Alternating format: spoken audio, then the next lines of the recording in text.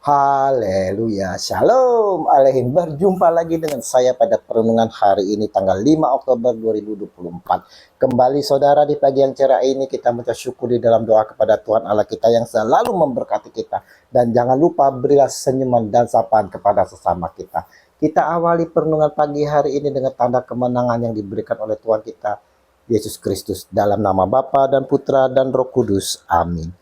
Bersukacitalah, nama kita tercatat di surga.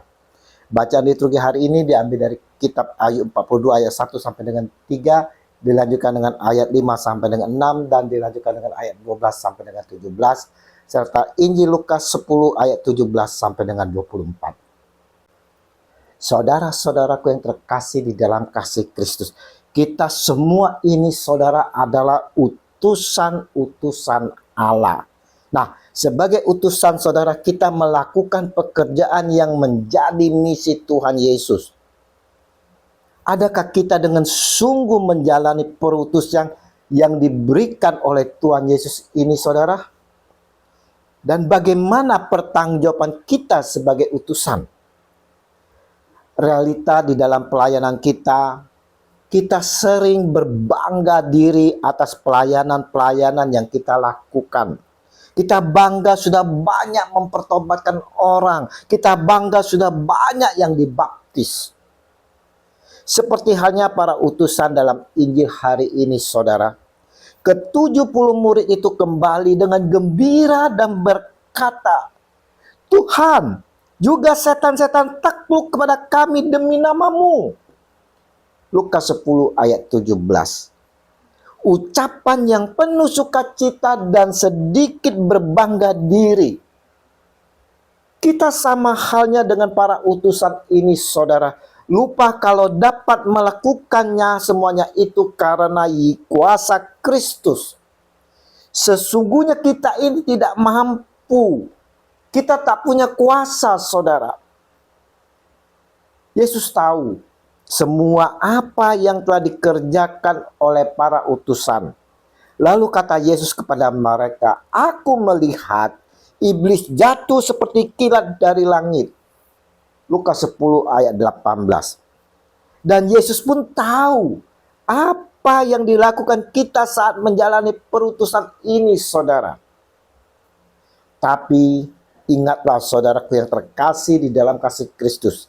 Yesus menyampaikan, "Sesungguhnya aku telah memberikan kuasa kepada kamu untuk menginjak ular dan kalajengking, dan kuasa untuk menahan kekuatan musuh, sehingga tidak ada yang akan membahayakan kamu."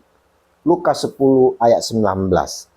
Jadi, saudaraku yang terkasih, ini bukanlah kekuatan kita sendiri saudara, bukan keberanian kita sendiri, tapi itu semua kuasa yang telah diberikannya kepada kita.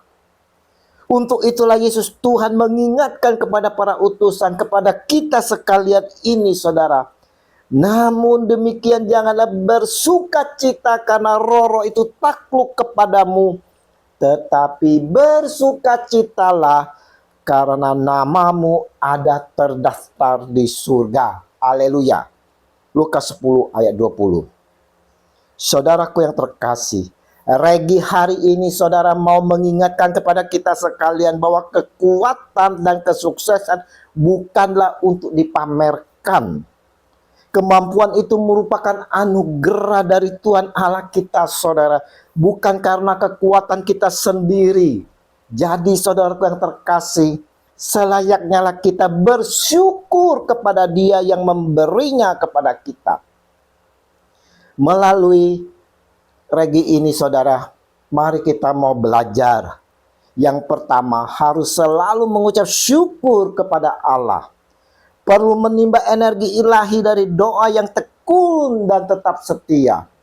Dan yang ketiga, harus menghidupi spirit kerendahan hati sebagai anak-anak kecil di hadapan Allah.